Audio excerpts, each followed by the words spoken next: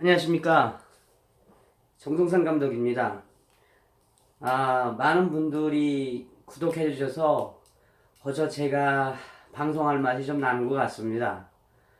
거저 앞뒤 안 가리고 소리 그저 열심히 한번 달려보고 왔으니까 여러분들께서 계속 응원해 주시고 격려해 주셨으면 감사하겠습니다. 거저 이번 시간에는 문재인 정부, 소위 좌파 정부가 왜 기를 쓰고 북한 인권에 대해서는 한마디도 못하는지 그 이유를 말씀드리겠습니다. 북한의 최대의 아킬레스건이라고 하면은 바로 북한 인권입니다. 제가 당시에 뮤지컬 요독 스토리를 만들려고 작정을 했을 때, 저도 이제 북한에서도 제가 공개 처형 장면이라든지 또 공개 처형하는 현장에도 있어 봤고, 또 보이부에 잡혀가지고서 들어가서 매도 많이 맞은 적이 있습니다, 저도. 그러나 실제로 정치범 수용소에서 살다 온 사람들의 증언에 따르면, 그러니까 나도 이가 갈렸습니다. 지금 현재 북한에는 한 7개 이상의 정치범 수용소가 있고요. 다 아시다시피 20만 명 이상이 혹은 더 많을지도 몰라요. 그 정치범 수용소에 이제 갇혀 있는데, 북한의 정치범 수용소는 여러분들 많이 알기 때문에 수용소 이야기는 오늘 좀 생략하고, 왜 이 문재인 씨가 왜 북한의 인권을 무시하냐? 비단 문재인 씨만 북한 인권에 부정적이었던 건 아닙니다. 노무현 대통령 시절에도, 김대중 대통령 시절에도 그렇게 유엔 안보리가 북한 인권 결의안을 발표하면 다 반대를 했어요. 그러면 왜 좌파 정권들은 이렇게 북한 인권에서 반대할까요? 거저 답은 하나입니다. 응? 북한의 전략과 지령이에요. 지령. 앞서도 이야기했지만은 북한의 정치범 수용소와 북한 인권은 김정은 체제를 흔들 수 있는 가장 큰 이슈거든요. 거기서 이제 고문은 자행하고 임산부 발로 차가지고 그냥 강제 낙태시키고 쥐 잡아 먹어야 되고, 하루에 깡냉이 한 20알씩 먹게 주면서 노동력 착취하고. 북한의 정치범 수용소는 역대 어느 수용소보다도 가장 잔혹합니다. 그러면 이 좌파 정권들에게 북한 인권이란 뭐냐 하면, 좌파 정권이 북한 인권을 이야기하는 즉시 좌파 정권하고 커넥션이 된 해외의 북한 뿌락지들 있죠. 그 뿌락지들이 북한으로부터 돈을 못 받습니다. 돈을. 실은 수십 차례 북한 인권에 대해서 이야기하라고 우리가 문재인 정권한테 이야기를 해도 귀뚱해도 안 듣습니다. 그러니까 이제 문재인이가 북한 인권을 이야기하면 김정은이한테 지시가 내려오지. 그럼 그 지시는 뭐냐면, 문재인 정권과 연관되어 있는 북한 뿌락지들이 돈을 못 받으니까, 아킬레스건이니까. 그래서 북한 인권에서 입을 뻥끗도 못하는 겁니다. 자, 좌파 정권이 부러지는 게 뭡니까? 평등, 인간에 대한 가장 기본적인 인권. 놀고 없대 자빠져 있네 아새끼들. 아이고 고개고 저고 좌파 아새끼들의 이중성 보여주는 간적인 예입니다. 예. 저 좌파들의 이 아가리에서 이거 북한 인권 나오는 거 봤어요? 아유 꿈도 꾸지 말라요. 그런 거는 문재인이나 좌파들이 북한의 인권에서 이야기를 딱 하는 순간에 북한에 찍히면은, 그때부터는 이제 북한 통일조선부의 리스트에 딱 올라가가지고 체크가 되는 겁니다. 그거 체크되면 뭐 하겠습니까? 관련되어 있는 해외 단체들이 북한의 통일전선부나 3호 총사, 통일전선부죠. 북한의 대남 사업부가 돈을 끊어버리는 겁니다. 돈을. 좌파 정권의 그 북한 인권에 대한 이중성은 뭐 어제 오늘의 이야기가 아닙니다. 아마도 우리 북한 정치범 수용소 출신들이 조만간 청와대 앞에서 북한 인권에 대해서 성토하라고 이제 저희가 집회도 할 건데, 여러분 문재인이가 북한 인권 이야기 하겠어요? 북한 정치범 수용소 이야기 하겠습니까? 죽어도 안 합니다. 왜? 문재인 정권은 그 다음에 그 임정석 그 주변에 있는 사람들은 뼛속까지 김일성주의자이기 때문에 그럴 것입니다. 보십시오. 어죽겠으면 문재인은 공산주의자다라고 어느 뭐 변호사님께서 대놓고 이야기했습니까? 공산주의 사상이 한번 빠지면은 헤어나질 못해요. 왜? 공산주의 사상은 두 가지가 있거든. 첫 번째는 뭐냐면 유산계급. 있는 사람들 걸 무조건 뺏어야 돼. 그게 이제 무산혁명이거든. 있는 사람들의 걸 뺏어서 나눠야 되는 게 공산주의론이거든. 그 공산주의 사상으로 물든 사람들 자세히 보십시오. 문재인, 그 다음에 지금 이 문재인 정권에 있는 사람들 보십시오. 그 전에 그 더불어민주당 그 했던 핵심이 뭡니까? 삼성 죽이기 아닙니까? 삼성 죽이기. 대기업들 죽이기. 그 공산주의자적인 마인드에서 이렇게 보면은 대기업들이 유산계급, 가진 자의 가장 큰 적이거든. 그러니까 맨날 삼성을 까요. 응? 그래서 공산주의 사상에 그 공부를 하다 보면 가진 자는 무조건 없는 자의 적입니다. 그리고 두 번째는 뭐냐? 공산주의 사상으로 좀 이렇게 좀 젊었을 때 운동권이나 좀 했던 사람들의 특징이 그거죠. 두 번째가 뭐냐면 자기네가 감추고 싶은 건 죽어도 이야기를 안 해요. 북한이 그렇지 않습니까? 북한 인권 이야기 안 하잖아요, 자기는. 공산주의자들의 이 투쟁 양식 첫 번째, 계급 투쟁을 통한 부자들이 가지고 있는 걸 빼앗아 와야 한다는 것. 그걸 가지고 평등하게 나누어 먹자라고 하는 것.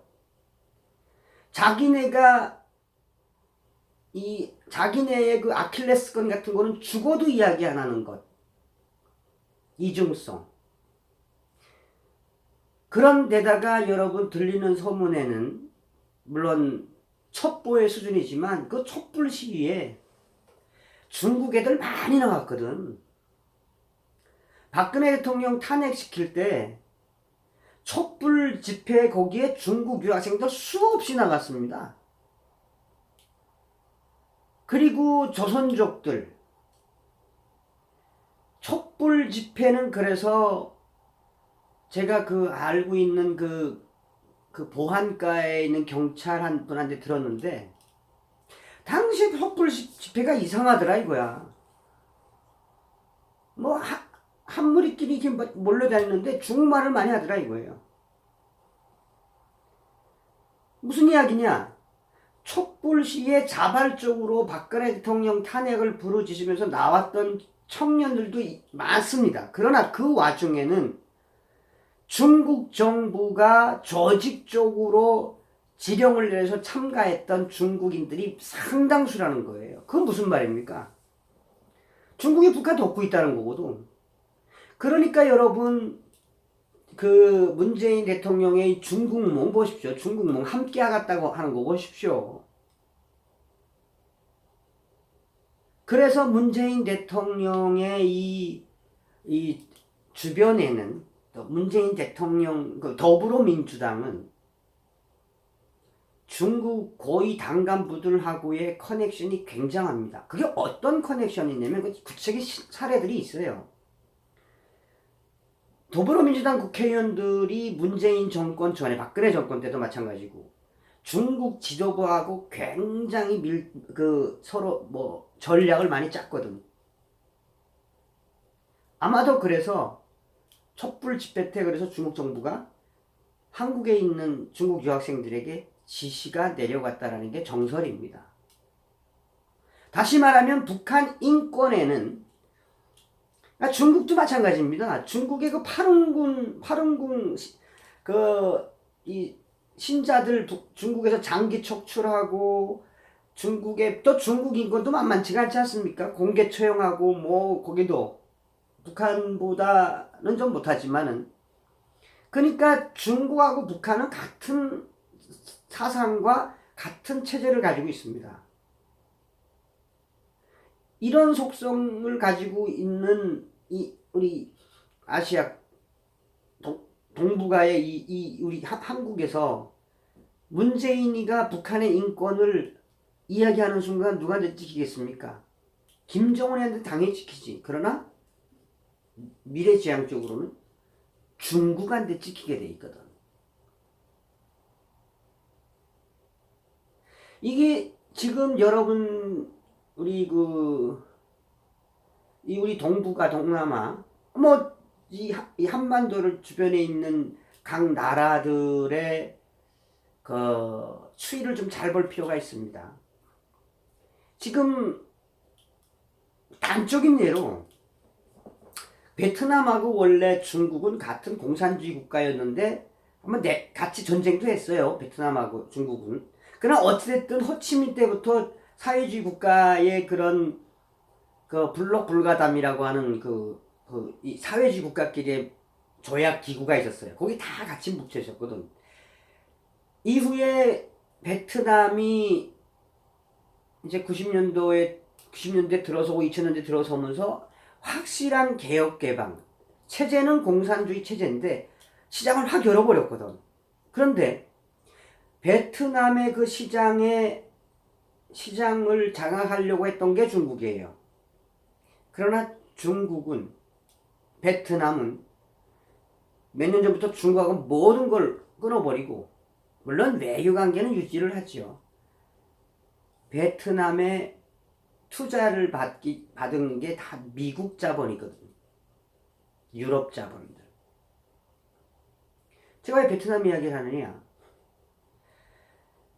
이 중국몽이라고 하는 소위 그 1대1로는 시진핑이가 제가 굳이 제 표현식으로 이야기하면 1대1로는 미국과 유럽의 거대 자본에 맞서려고 하는 시진핑, 그러니까 중국식 유대인들 그 경제 체제를 구축하겠다는 거거든요.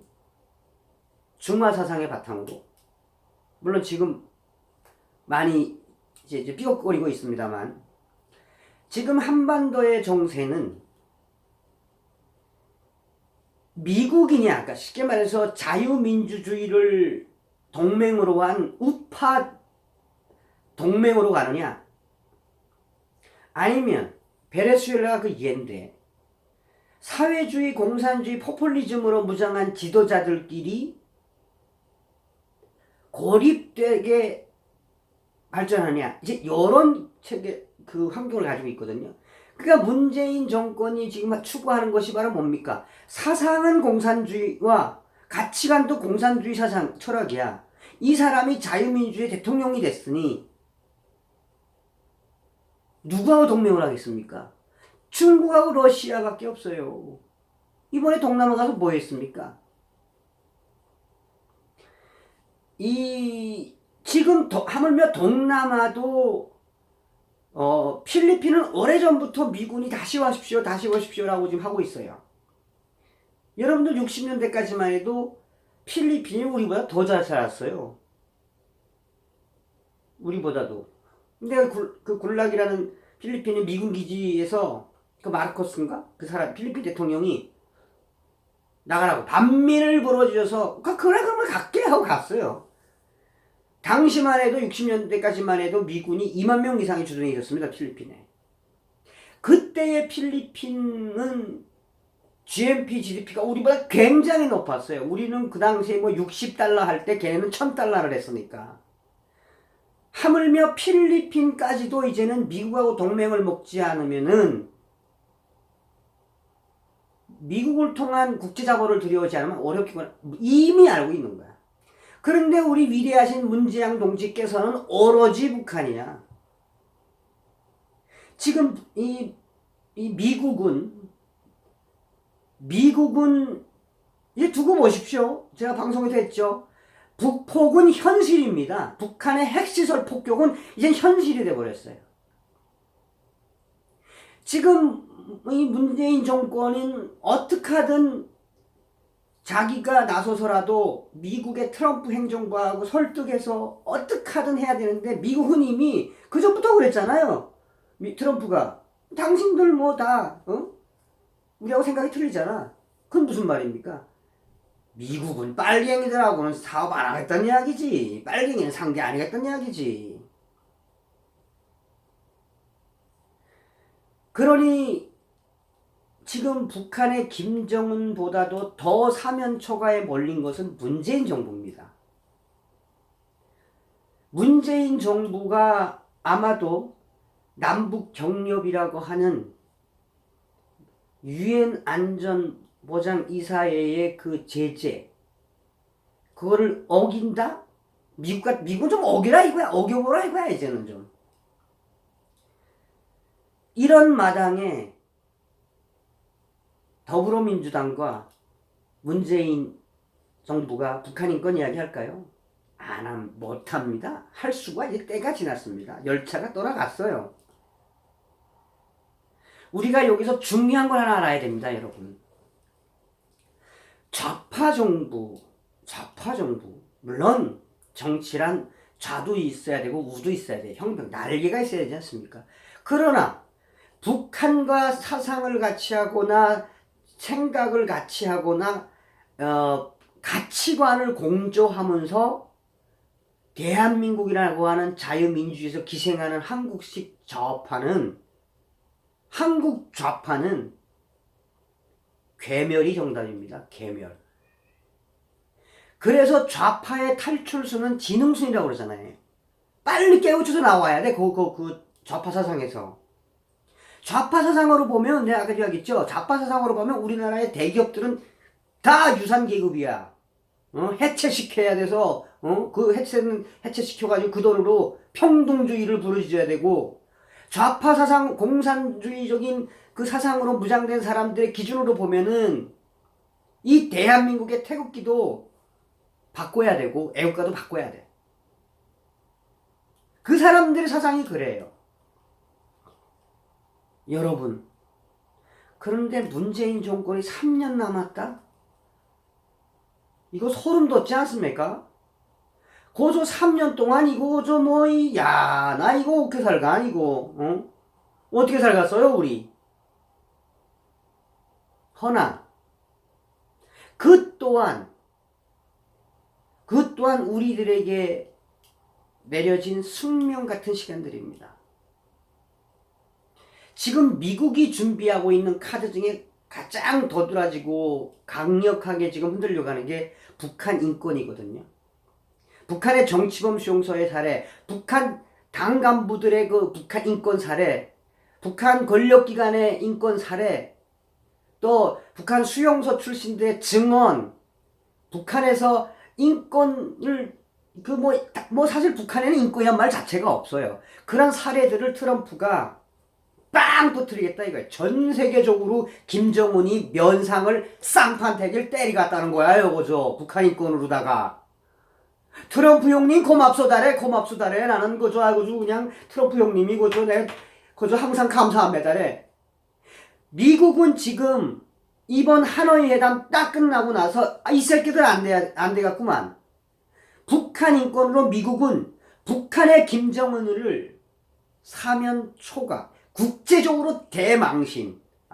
너희 국가를 좀 인정해 주려고 했는데 이 새끼래고 저거 우리 미합중국 USA를 가지고 놀았어? 요 새끼래고 저거 김정은이고 저 샹간나 새끼래고 저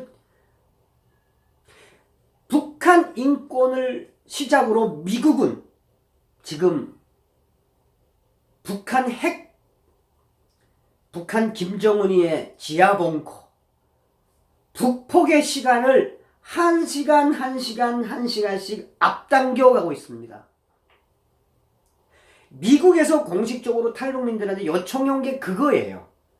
그 전에 오바마 행정부든 부시 행정부든 그때에 보냈던 자료들 다시 한번 트럼프 행정부가 들여다보겠다는 거야. 김정은 시대에 들어서서 북한에서 자행되는 새로운 북한 인권 유린의 법을 그 사례들을 다시 들여다봐서 다시 한번 트럼프 행정부가 들어 올리려고 그래요. 여러분 빌 클린턴 대통령 시절에 영변 핵시설 폭파하려고 작전 계획까지 다 짰던 거 알죠? 하물며 오바마 대통령 시절에도 김정은 참수작전 킬체인 작전은 공공연한 비밀이었어요. 김정은 까겠다 이거야.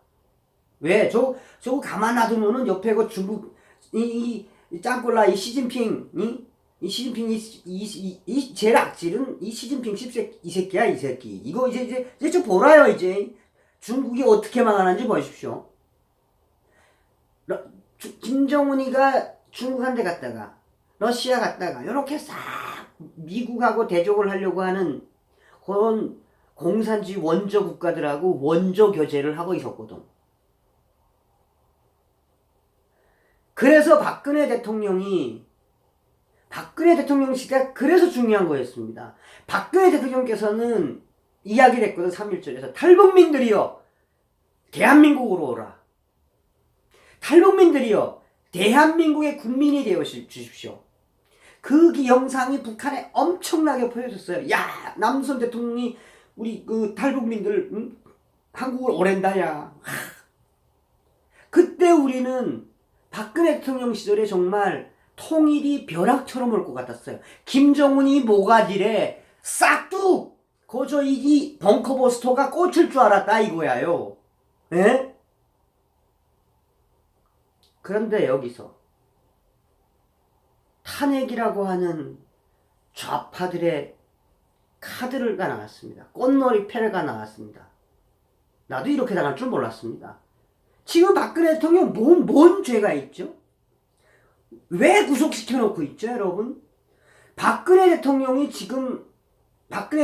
계속 구속시키면 시킬수록 이 문재인 정권은 김정은이랑 그냥 운명을 같이 할 수밖에 없어요. 몰라, 이런 돌대가리 같은 아주 좌파 새끼들이 정권을 잡아서 나 통일부 장관이요, 나 국방장관이요, 또 뭐니, 나 대통령이요, 말이 됩니까, 이게? 역사는, 진실은, 여러분, 또 자유민주주의는 좀 쟁취하기가 굉장히 어려워요. 힘들어. 피가 흘리고, 싸움을 해야 되고. 왜냐면 자유민주주의라고 하는 것은 바로 귀족주의부터 봉건, 이게 역사가 있잖아요. 그 나라가 온. 그거를 바꾸고, 이 민주주의가 안착이 되면 시간이 걸리지 않습니까? 그 자유민주주의의 대한민국을 공산사상으로 가지고 있는 문재인 대통령과 그의 주변 관료들이 지금 어떻게 하려는지 아시죠? 그래서 그 3년이라는 시간이 우리에겐 굉장히 중요합니다. 과연 이 공산당 사상을 가진 좌파 정권이 여러분 북한 인권에서 이야기할까요? 안 합니다. 절대로 안 합니다. 그것만 마냥 여러분 오히려 앞서도 이야기했지만 미국이 북한 인권을 시작으로 김정은이의 멱을 따겠다고 합니다. 여러분. 김정은이 너 핵 포기하지 않으면 이제는 마지막 경고야. 볼턴 보십시오. 여러분.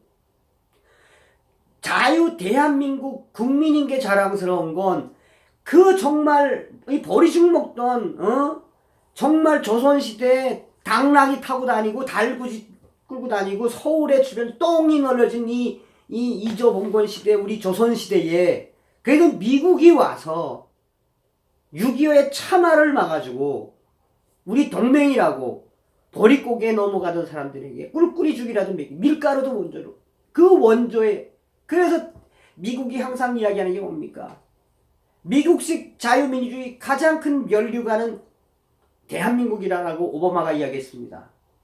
그런데 이런 대한민국을 문석탄 씨가, 문재양 씨가, 문세먼제 씨가, 또 뭐가 있습니까? 김정은 대변인 씨가 아니래요. 마지막으로 여러분, 우리가 북폭의 이 시간들은 다가오고 있다고 하지 않았습니까? 좌파 정부, 더불어민주당이든 문재인 주변이든 가장 두려워하는 게 북한 인권입니다.